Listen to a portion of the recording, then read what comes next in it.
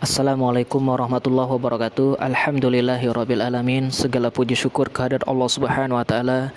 Kita masih diberikan nikmat iman dan Islam serta kesehatan, dan tak lupa salawat teriring salam senantiasa tercurahkan pada syuri tauladan kita, Nabi yang agung baginda Rasulullah sallallahu alaihi wasallam. Semoga kita selalu istiqomah dalam menegakkan sunnah-sunnah yang diajarkan oleh baginda Rasulullah sallallahu alaihi wasallam. Sahabatku yang insyaallah dirahmati Allah Subhanahu wa taala, saat ini kita sedang menyaksikan proses pemakaman salah satu jenazah jamaah Masjid Nabawi yang akan dimakamkan di makam Baqi Al-Gharqad ini. Makam Baqi ini adalah makam 10.000-nya para syuhada, para sahabatnya baginda Rasulullah sallallahu alaihi wasallam, termasuk Siti Aisyah radhiyallahu ta'ala anhu dimakamkan di makam Baqi ini juga. Dan salah satu sahabat terbaik baginda Rasulullah yaitu Utsman bin Affan juga dimakamkan di makam Baqi ini.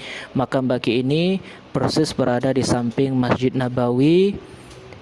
Untuk masuk di makam Baqi ini sangat sulit kecuali ada salah satu jamaah umroh ataupun penduduk Madinah yang meninggal, baru kita bisa memasuki makam Baqi ini serta mengikuti proses pemakaman penguburan jenazah tersebut. Ya, seperti inilah penampakan makam Baqi. Begitu banyak, kurang lebih 10.000 sahabat baginda Rasulullah SAW dimakamkan di sini. Semoga kita selalu mendapatkan perlindungan dari Allah, dan semoga Allah mencabut nyawa kita dalam keadaan taat kepada Allah.